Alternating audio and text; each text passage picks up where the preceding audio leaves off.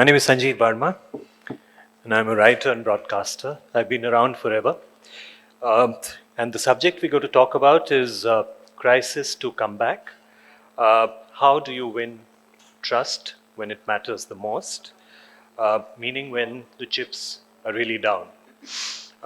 So I would say that the process of winning back trust closely imitates a personal relationship.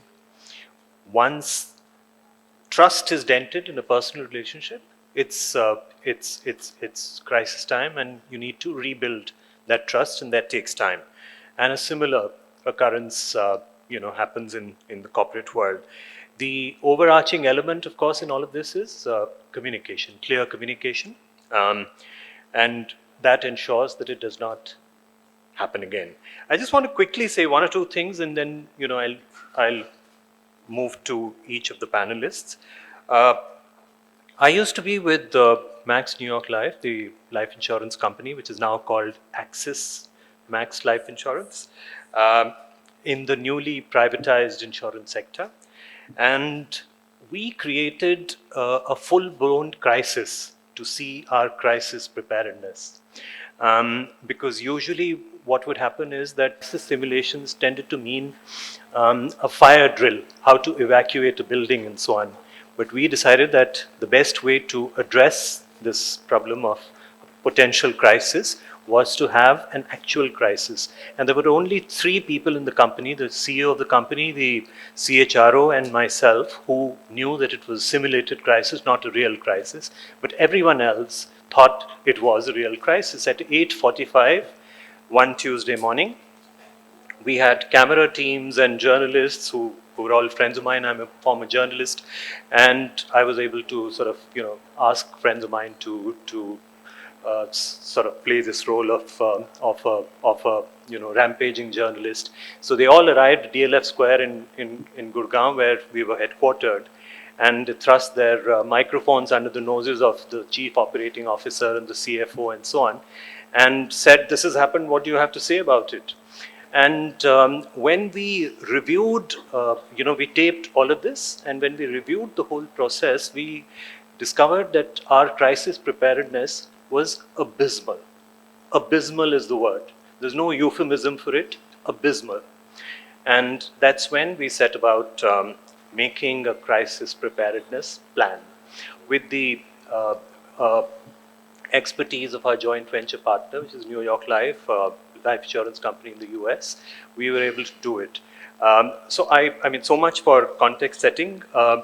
What we'll now do is I'm going to invite each one of you to maybe put your thoughts forward, and we'll keep it sort of fluid. You can, others can intervene if you want to, but maybe brief statements from all 4 of you, starting with Smita.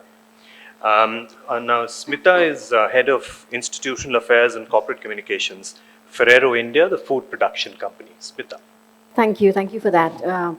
Right, so we are from the food company, chocolates, of course. Coming to crisis, I think crisis is something that we would like to mitigate. We don't want a crisis. And the way we see it is that if you have an incident or if you have an event and that's bubbling and it's going to eventually become a crisis, what are the steps that you can take to mitigate it at another level? So in most companies, when a crisis hits, there's chaos, there's confusion, everyone's running in different directions, and you don't know what to do and how to do things. Many companies have a playbook in place now because we've learned lessons from the past. We've seen examples in India and abroad, and what are the things that we should not be doing during a crisis. But in my years of working, I've seen crisis 20 years ago and crisis now. There are 2 different ball games that we address.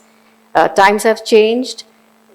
Even the media, the social media, everything has changed. In fact, the way you address it today is very, very different.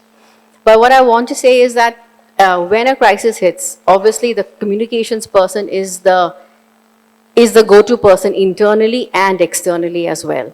So the person who's most calm in a crisis is us. All of you guys out there, y'all probably know that. And you have to be calm because things are moving at a different pace. And if you have a complicated corporate structure where you have a group sitting on top of your head, then it's even worse. So in this kind of a scenario, a playbook is always recommended, and different scenarios are there in that playbook that allows you to address the situation when it happens. Now you can always tweak it and localize it to your functioning, but yeah, it just helps to bring everybody on the same page, right from the managing director to the CFO, HR, or whoever's involved in it. And it also addresses a very important factor of external stakeholders and your employees. When do you talk to them? How do you talk to them? Externally, when do you go out? Because what we have seen is that in a crisis, if it goes out, then the media flares up and there's very unverified reports that keep flying, and it just goes viral after that. And that's the actual reality of what we tackled today.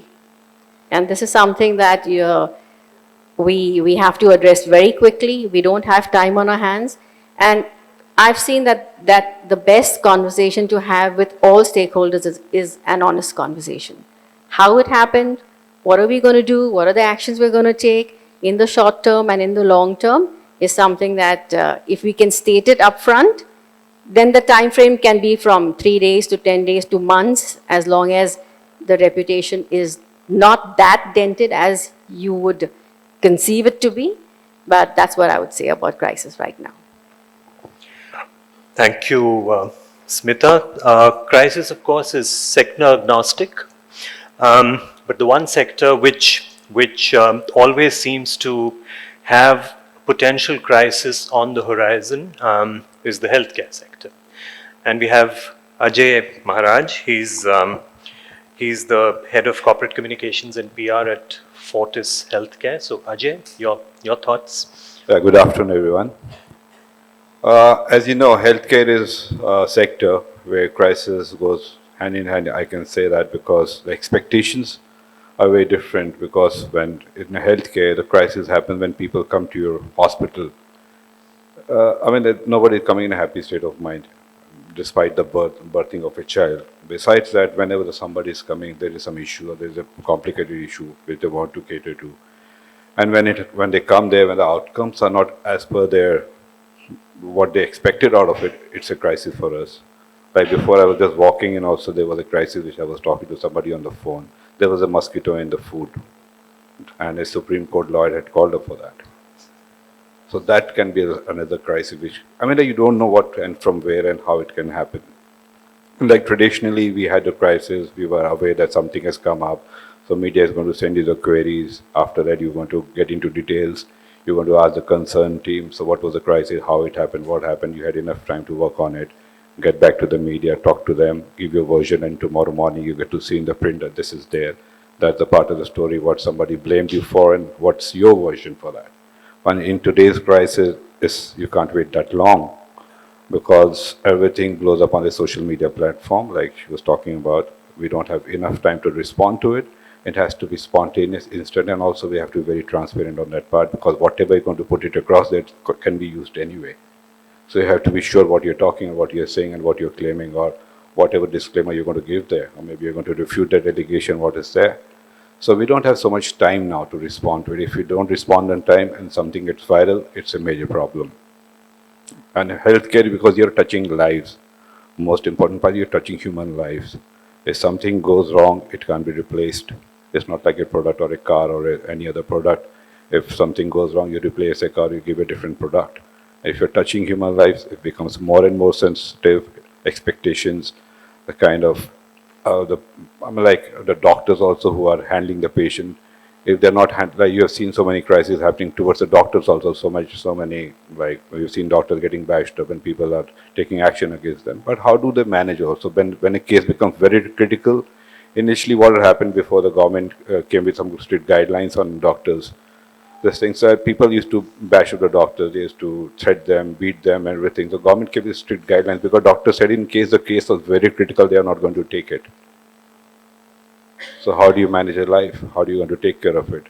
So I think the policies were important, so they came in place, and also like what we handle. It's a very sensitive kind of what we touch, human life become more and more sensitive.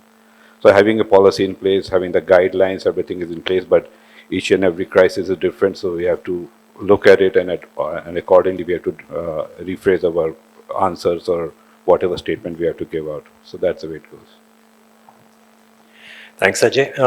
From healthcare to BFSI, we have Piyali Reddy. She's Senior Vice President and Head Corporate Communications for Axis Bank. I do have a couple of specific things to ask you, but I'll keep that for later and let you set the context of what you're going to talk about. You talked about healthcare, you talked about chocolates in the food industry. I'm also in an equally difficult industry, if you can say it so, because banking is again about money, your hard-earned money, and that's where a lot of crises can come in. Okay, the moment people realize that there is something amiss or something has gone wrong, typically they just jump in, and the crisis really hits the roof. So, I'll just talk about a slightly different perspective. I'll give a different perspective. She spoke about how we can mitigate a crisis when it first comes up, right? And what can we do to be able to manage it? But there are times when crises do hit us, okay, and we cannot do much about it. I mean, obviously you try to mitigate when it comes and hits you. But that said, there is a limitation to that. You ultimately go through, and certain things are not in your control. So when it happens, it does happen. And in the long run, what we realize is sometimes, the reputation. So there are incidents which just go in a day's time. Okay, just happens a day's time, 2 days time, and it's gone, right? And there are incidents which open up over a period of time. Right? It goes on for weeks and sometimes even a month. And complex issues may be regarding employees, regarding certain fraud cases, or whatever else, Now, I probably, would like to touch upon how do you build reputation back when you have a thing like that. It's really scarring, right? And it just goes to the next level. It is pretty deep. And when that happens, I think we need to do it in a very structured way, and I think a plan is the best way to do it, and a plan which is, planned in a way that all the stakeholders are in the picture. Everybody has a seat at the table. Everybody gives you their opinion and their understanding, and of course, you being the COPCOM person, the peacemaker and whatever else you can call yourself, you need to be at the center of it, ensuring that you're owning the process and seeing it through, right? But I think basically there are 3 parts to it. One is evaluation, one is action, and the other is communication. These are 3 separate parts, I feel. Evaluation is when a big crisis, a complex one, unfolds. A lot is under the wraps. We don't realize it at the very first go. It may not be as easy as something has just happened and it'll wrap up in a day or 2. There are situations which kind of, there are internal investigations that happen which go on for months together.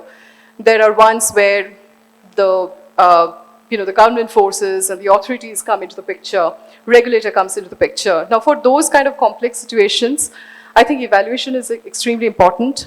You bring all stakeholders to the table, ensure that, you take opinions from everyone. You understand what is the exact issue, and there are times even getting information is tough because if there is a process going on, if there is an investigation going on, it's not easy to extract the details and just say, oh, I have it all. So it's a lot of digging that you have to do. It's like getting to the bottom of it, asking the whys and the hows. She mentioned that. What led to this, and how can you really overcome this? So that is one part of it. The second part is invariably action, because at the end of the day, if something is really wrong and you don't take action on it, the public is not going to forget it very easily, and they're not going to forgive you. So you need to show action, and that is because it's important, right? It's important to have that action in place and be able to say that, okay, this is not going to be repeated again. So action-oriented behavior is a must, and you have to really, figure out what is it that we can do which will be meaningful and it will take it to the next level. It could be a process change, it could be bringing some experts on the table, it could be collaborating with certain agencies, whatever it is. Ultimately, you need to figure out what are those 3-4 action points. And finally, I think it is communication all the way. That is a given. But just to specifically talk about a couple of things there. One is that communicating authentically, communicating clearly, transparently, consistently is it's a given. It's obvious, right?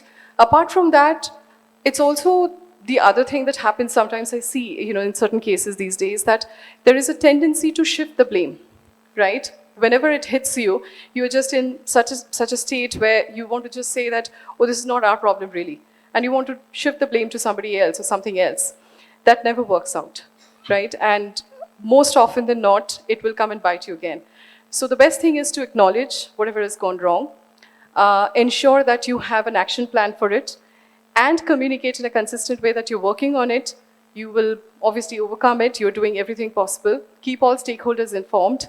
Monitor the situation on a regular basis. And finally, I think, it is an opportunity too. A crisis is an opportunity too. Because if you can really do the action plan right, then tomorrow you can go out there and say that, okay, something was wrong with us. But today it is not just fine, it is much better than the rest of the industry. So you have that opportunity to make a point there saying that I have taken the lead over here in the industry.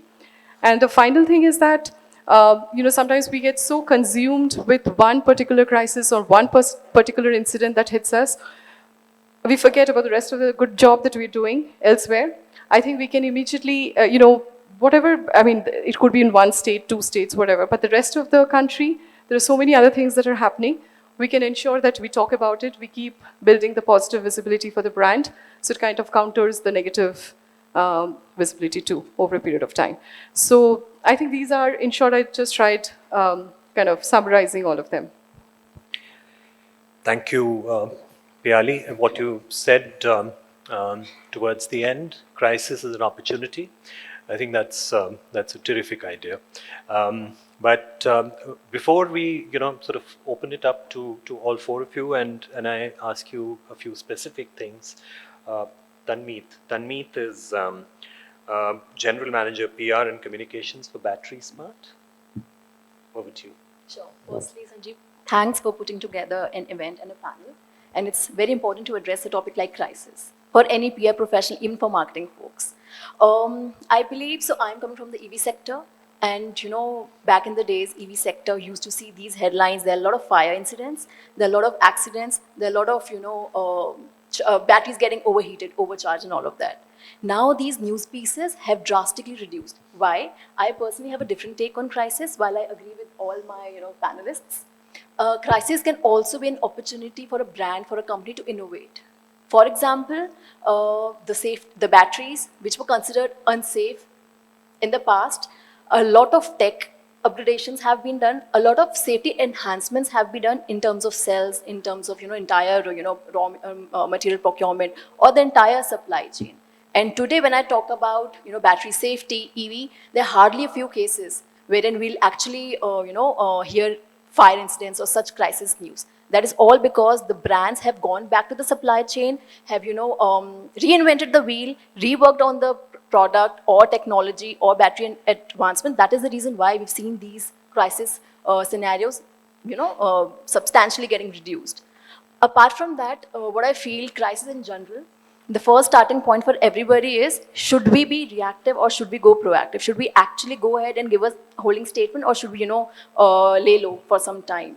And I believe that is the situation when you'll have to decide whether you'll let the world control the narrative, or the brand should control the narrative. And I believe the key to this is having a timely and efficient response. And, a brand should eventually control the narrative. The key steps that I usually follow, which of course, there's no secret sauce, but I believe the key step that I usually prefer, take the full ownership of the situation, get to the root cause, and take full responsibility. Like Piyali mentioned, there shouldn't be any blame game.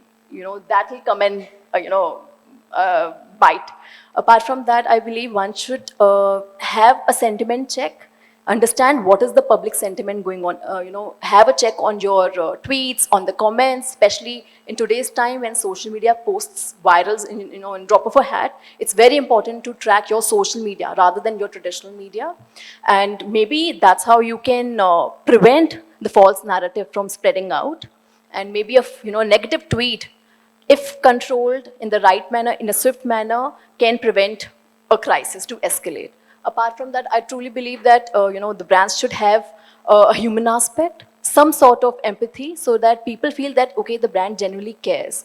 As seen in the Maggie fiasco, everybody knows that FSCI banned the Maggie product because of high MSG and high lead content.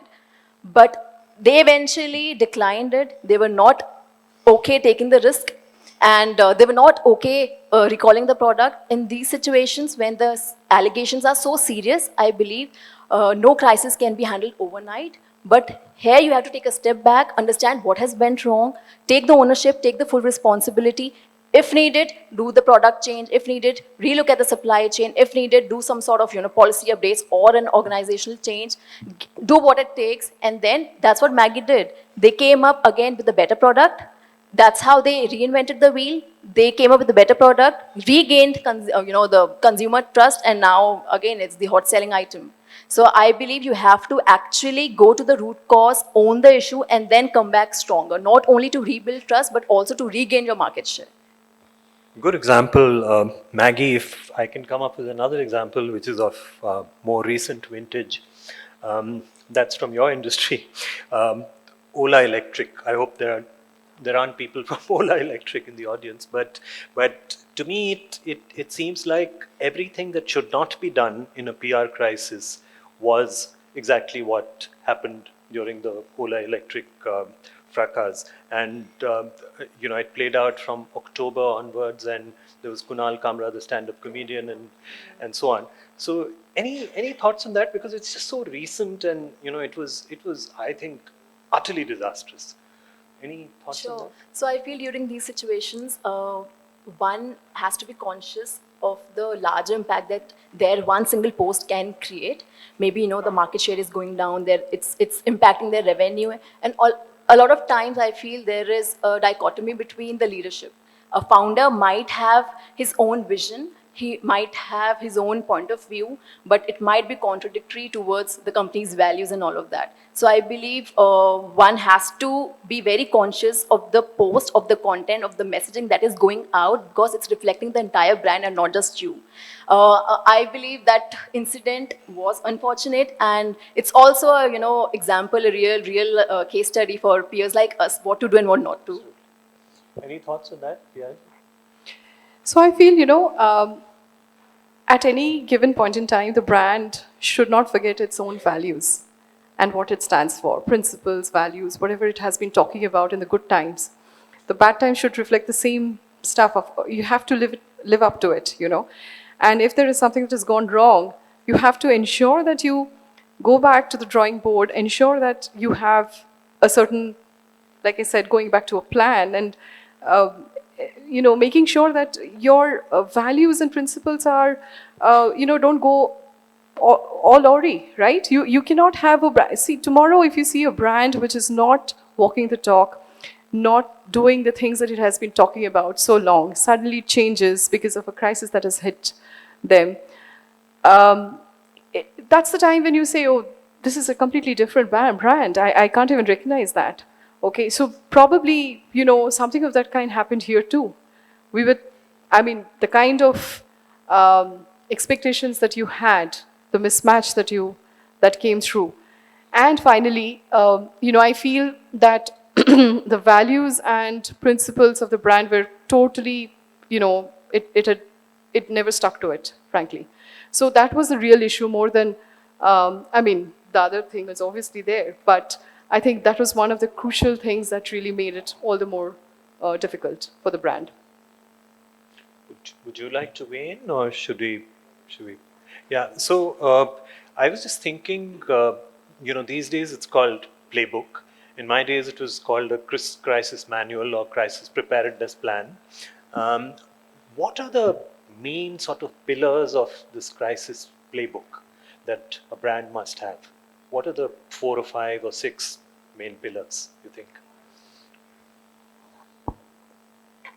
Right. So, in a crisis manual, it's like manual, right? We call it a crisis playbook. So it sounds positive. There's no negativity about it. I think scenarios are built up. So there's a lot of work that goes, and there are teams that sit behind there and create scenarios. In case of this scenario, what should be done? In case of A scenario, B scenario, C scenario. So a lot of scenarios are listed out there, which becomes like a thesis that you need to learn. And in those kind of scenarios, who's to do what? That's very important because everyone should, if you have a plant, for example, in a plant, there's a plant manager, then he's got his team there, and then you have the commercial office. If the crisis is in the plant, then the plant manager knows his business. He knows his entire operations out there. You cannot have somebody from head office saying, do this, do that, do this, do that. It doesn't work that way because he knows his operations best. So creating scenarios is one way to go about it. Then the next way to go about it is to have cascade sessions to probably the mid-management level because they do get involved in any kind of crisis. And it also helps them to understand what should we be doing during a crisis. And they understand the magnitude of a crisis when it arises. So they can also quell down the noise when a crisis hits at the lower levels because there's panic right through the organization. So bringing in your middle management and upper management on the same playing field through a crisis awareness program is another way to go about it. And the last way that I think that you should do it is have some mock drills because they do help the organization and catching people off guard and see how they react.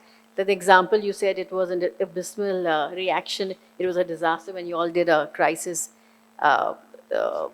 simulation. I think that's something that's, when done in an organization and when it's a failure, that's the best time to learn how you could do it better. And we've done that once before and everybody sat back and said, Shah, I could have done this. I could have done that. I could have, been calm. I could have listened. She was right. He was wrong. So I kept that conversation going. And it was a good learning for everybody. So you have your daily job, plus you have a nice crisis simulation. It helps the organization. Everybody loves coming to work. So that's what we do through crisis manual interventions. I think she has covered almost most of it. So it's important to have some crisis statements according to the situation which are ready. So the first responder, when we have to respond for the first one, that can go instant. And post that, you can look at what was the real issue behind it, and accordingly you can just top it up and give your point of view. But I'd like to add something here, like we've been talking about crisis. I'm talking about the brand reputation. So I think I'm diverting a bit from it, but because I think it's important for the brand to build a right reputation within the audience, within your stakeholders and the community. So whenever the crisis hits, the reputation really matters because if you have like Tata leadership with trust or some other, so if there is a crisis, also people believe in your brand and they think, fine, this can be an issue, but they have always doing a good job. They've always done something good. So I would like to say that every brand working here should project the human face, like we have a CSR policy in place where we talk about good things, what we're supposed to do. So as communicator, we should be going ahead and giving it a right media platform so that people are aware that this is the good side of the organization and then a good thing for the community and the community connect is there. And so the brand develops over the period of time and people start connecting with the brand in a better way, in a positive way. Like in healthcare, crisis is definitely going to be happening almost every third to fourth day we keep on getting because when the money is spent, the outcome is not as per what was desired. So it's a crisis for us. So when we have a reputation like that, they're doing a good job, they have been treating good people, so the right kind of cases have to be put across in the media, showcasing that this was something which was a clinical outcome out of the world, or maybe the first in the world, or first in India, or first in North India, whatever. So that everything has to be projected. People have to be aware that your company is doing a good job. Maybe this healthcare organization is something good for the patients or for the community. So that really helps, and in case it's there, it's going to give you that kind of an edge over the competitors or whatever. So I think that is important. And from the crisis perspective, like she has detailed about the crisis manual, so we have some very big crises during my tenure in Fortis. Like first was our ex-promoters who were Malvinder Shivina Singh, they had to be, they were, they went off the board and everything, and IHH has taken over as an MNC. So that was the biggest crisis what I faced in my tenure of my working. And from the clinical perspective, also there have been a lot of crises where the outcomes has not been as per expectations. So it has taken 2 to 3 months to make sure that we are able to get over the crisis and project the right kind of the information and making sure that people have that confidence back in the company. So that is that. The crisis simulation that I talked about at Max New York Life, one of the outcomes was that while all your stakeholders are, affected and they are concerned and they're anxiety ridden, the one category of people that I think, and that was the outcome of the simulation, that must be addressed immediately and perhaps before everybody else is your employees, because they can become spokespersons for the brand and everyone, and there's no dissonance, so that everyone speaks in the same voice. And at that stage, Max New York Life had about 2 or 3,000 people. Axis Bank, you were saying, has about 1 lakh of or 100,000 people. So we're talking about 100,000 brand ambassadors. Yeah. So what thoughts on that? So I think absolutely right. Sandeep, it's critical to ensure that your employees are on your side, on the right side, and they are advocates of the brand. And it's important that they know exactly what happened. And before it goes out in the print or, the media starts talking about it and social media starts buzzing with whatever has happened with the organization, it's important that you get your people to know about it. Okay, give them a gist of what has happened and be honest. I mean, at the end of the day, honesty always helps. Everybody understands that there could be a mistake or two, right? And of course, depends on the kind of mistake, but even if there is a mistake, there is a way of undoing it. Okay, no, of course that may take time or whatever, but when the moment you are honest about it, you own it. The moment you're transparent, the moment you talk about how to address it. Okay, what is being done internally to address it, and what can we do going forward, or what kind of response we can give in case customers are inquiring about it. The first thing is, of course, customers come and ask about it, right? To all the branch banking people, the sales people, all the front desk guys. So if they are not aware or if they don't know what to say, it can cut out a very sorry picture for you, right? You don't even know what's happening, and even if you do, you do not know how to answer that. So the most important parameter sometimes is actually getting your employees on your side. Once that is done, I mean, the rest of the thing can also be tackled, and it has to be tackled in the right way. But yes, employees are very, very crucial. Agree on that, totally. Tanmeet? Yeah, so I believe that for employees, office is their second home. And we often say that, employees are part of a family, but during such situations, if you keep your family out of this critical situation, I think that doesn't look good on behalf of the brand.